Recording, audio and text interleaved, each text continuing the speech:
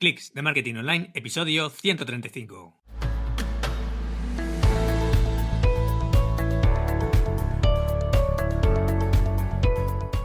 Hola, ¿qué tal? Muy buenas a todos y bienvenidos un día más a Clics de Marketing Online, el podcast en el que hablamos de todas las técnicas y estrategias de marketing online que pueden ayudarte a mejorar tu proyecto en Internet a golpe de clic, como no puede ser de otra forma. Hoy, episodio 135 del viernes 5 de abril de 2019, programa en el que vamos a ver algunas pautas muy sencillas para que puedas construir listas de tareas que te ayuden a quitarte tareas de encima y no a crearte más preocupaciones o estrés. Así que, comenzamos. En el episodio de hoy vamos a ver cómo podemos construir listas de tareas que realmente nos funcionen o que a mí al menos me funcionan. Lógicamente cada uno puede tener su sistema de productividad, pero yo al menos te voy a contar cómo organizo mis listas de tareas. Lo primero que debes tener en cuenta cuando vayas a hacer una lista de tareas es desglosar. ¿Qué quiero decir con desglosar? Es que cojas tu tarea y que la troces o la partas en trozos más pequeñitos, en tareas más pequeñas. Porque así lo puedes ir descomponiendo y lo que sí que tienes que tener en cuenta es no confundir las tareas pendientes con tus objetivos o proyectos. Por ejemplo, una tarea pendiente es una acción única y específica que va a mover tu proyecto hacia su finalización. Es un solo paso de todo el proyecto. Por ejemplo, planificar la comida de un evento es un proyecto, pero enviar un correo electrónico para obtener el presupuesto del catering es una tarea pendiente. Entonces, dividir tus tareas en las acciones más pequeñas posibles te obliga a pensar en cada paso que tienes que dar para llegar hasta el final de todo el proyecto. Así, es fácil, por ejemplo, realizar ese correo electrónico, hacer esa llamada o archivar ese informe que tengas pendiente de hacerlo y poder avanzar todo tu trabajo con mucha menos resistencia y así acabar el proyecto que tengas abierto. La segunda cuestión que tienes que tener en cuenta a la hora de crear estas listas de tareas es usar verbos de acción específicos y además incluir detalles. Y me explico. Por ejemplo, la tarea comida con Luis no es una tarea muy específica, que digamos.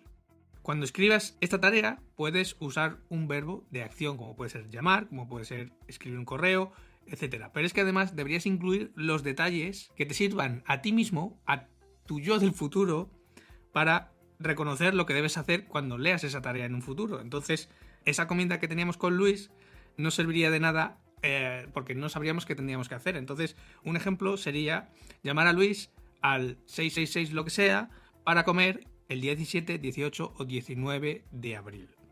Esto sí es una tarea específica y detallada.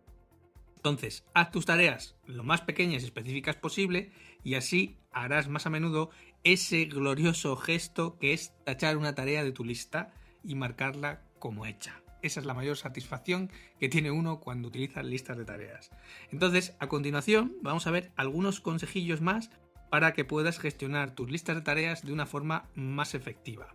Lo primero es que separes tu trabajo de la forma que tenga el mayor sentido para ti. Por ejemplo, puede ser tareas de trabajo, de casa o de trabajo independiente, etc. O bien por tu área de responsabilidad, por ejemplo, cliente 1, cliente 2, cliente 3, o proyecto 1, proyecto 2, proyecto 3, o por nivel de dificultad, incluso pudiendo agrupar tus tareas más fáciles, esas que se pueden hacer en menos de 5 minutos, para que cuando tengas así un hueco libre o tiempo libre puedas detectarlas rápidamente y hacerlas pues de una tacada. Entonces, dale a cada grupo su propia columna o su propio espacio dentro de tu sistema de lista de tareas. El segundo consejo es usar una agenda, una libreta o un papel de un tamaño pequeño. Por ejemplo, de tamaño A5 es estupendo para llevar tu lista de tareas pues siempre contigo, o bien una hoja A4 doblada por la mitad que así la puedas distinguir del resto de papeles que lleves habitualmente. Otra recomendación es hacer una lista con dos vistas, es decir, en realidad es hacer dos listas, con las mismas tareas pendientes, pero una organizada por grupos como hemos visto antes, en función de lo que tú necesites, y la otra sería por semana.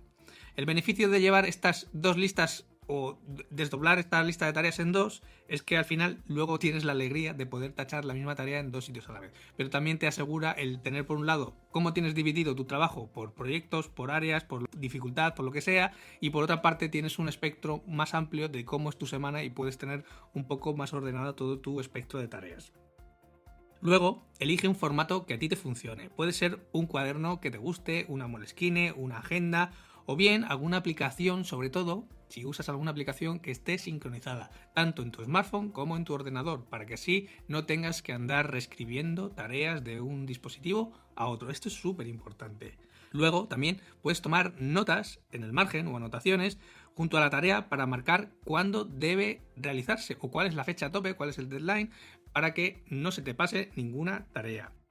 Resalta las tareas que sean de mayor prioridad o bien ponles un post-it de colores si usas el soporte papel, de esos que son así pequeñitos y con colores brillantes para que puedas encontrar fácilmente cuáles son tus tareas prioritarias de ese día.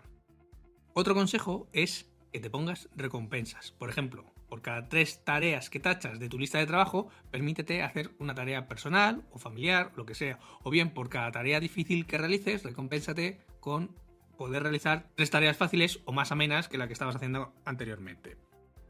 El penúltimo consejo es reescribir tu lista de tareas cada día o cada 2 días para así ayudarte a reorganizar todas las tareas y todos los proyectos que tienes abiertos a la vez.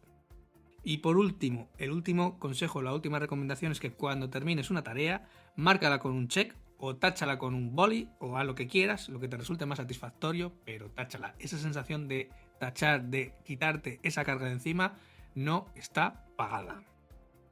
¿Qué es lo que hago yo? O uno de los métodos que a mí mejor me ha funcionado, y he probado muchos métodos de productividad, he probado GTD, he probado Time Blocking y he llegado a probar el Bullet Journal. El Bullet Journal, para todos los que no lo conozcáis, os dejo el método enlazado en las notas del programa. Se basa en construir tu propia agenda, tu propia lista de tareas a través de una libreta completamente en blanco, ¿vale? Si no, os recomiendo también que le echéis un vistazo al libro que explica el método del Bullet Journal. Yo ni siquiera me lo he llegado a leer entero porque prácticamente a un 40% ya sabía cómo funcionaba el método, para mí era suficiente y no necesitaba mucho más. De hecho, es una de las recomendaciones que incluso el libro también te da. Entonces, lo bueno que tienes es que tú te vas construyendo tu propia agenda, no hay limitación de espacio porque tú más o menos tú puedes decidir cuánto dura cada día en función de las tareas que tengas, y si un día necesitas solamente un cuarto de hoja, pues sin ningún problema, y cuando un día necesites 2 páginas, pues sin ningún problema, ¿vale? Vas a ir pudiendo estirar la duración de cada día en función de lo que necesitas. En cuanto a eso, no hay ninguna limitación de espacio. Una de las claves del Bullet Journal es que te permite mover tareas bien hacia adelante en el tiempo o bien hacia su calendario de futuro, es decir, volverlas a reagendarlas, digamos, hacia otro mes o hacia otro espacio temporal o hacia otra lista de tareas que puedas tener abierta. El único inconveniente, o que por lo menos para mí no me acaba de gustar, al menos el Bullet Journal tradicional, el de la libreta, el que tienes que llevar el soporte papel, es que tienes que llevar la libreta a todas partes. Y aunque yo llevo mi mochila con mi portátil a todas partes, lo de la libreta se me hace más incómodo, porque muchas veces sí que he echado en falta el tener la libreta encima cuando me he acordado que tengo que hacer algo y estás fuera, a lo mejor estás con la familia, estás con amigos y en ese momento no tienes la libreta a mano. Por lo tanto, para mí eso no era muy operativo. He estado rebuscando entre todas las aplicaciones que había, tanto para Mac como para iPhone, porque yo al final solamente uso el ecosistema Apple, y he encontrado la aplicación de Noteplan Calendar, que os la dejo también enlazadas en las notas del programa, que es lo más parecido que se puede hacer al Bullet Journal en formato digital. Ventaja, que además está sincronizado tanto la aplicación de mi portátil con la aplicación de mi iPhone. Y entonces es mucho más cómodo, mucho más productivo y prácticamente se pueden hacer las mismas funcionalidades que el método Bullet Journal, solamente que en formato digital. Eso sí, se pierde ese romanticismo de sentarte esos 10 minutos al día y de repasar y escribir en papel, que reconozco que es una sensación muy buena porque te permite barrer tu mente de todas esas tareas que tienes pendientes. Pero bueno, prefiero sacrificar ese momento romántico de escribir y tenerlo todo sincronizado o poderlo llevar todo al final en el bolsillo, que es al final a través de una aplicación, en este caso como es Noteplan. Así que, como ves, estas son unas pequeñas recomendaciones para que puedas tener tus listas de tareas un poco más ordenadas, un poco más organizadas y que en el fondo te funcionen o al menos le puedas sacar un mayor rendimiento. Si pruebas el método del Bullet Journal, pues estaré encantado de que me dejes feedback y que me contestes o me comentes si te está funcionando, si te viene bien, si estás optando por el formato de papel o por el formato digital a través de la aplicación que te he dicho. Y si no, pues también me puedes contar qué método de productividad estás usando ahora mismo. De todos modos, si tienes cualquier duda, ya sabes, escríbeme a través del formulario que encontrarás en mi página martin.click/contactar. Como siempre, muchas gracias por acompañarme, por tu valoración de 5 estrellas en iTunes, por tu corazoncito verde en Spotify y por tu me gusta y comentario en iVoox, que si lo dejas me ayudarás a subir en los rankings y hará que este podcast cada vez lo escuche más gente. Pero sobre todo, muchas gracias por estar al otro lado. Sin más, nos escuchamos la próxima semana con nuevos clics de marketing online. Hasta entonces, feliz fin de semana.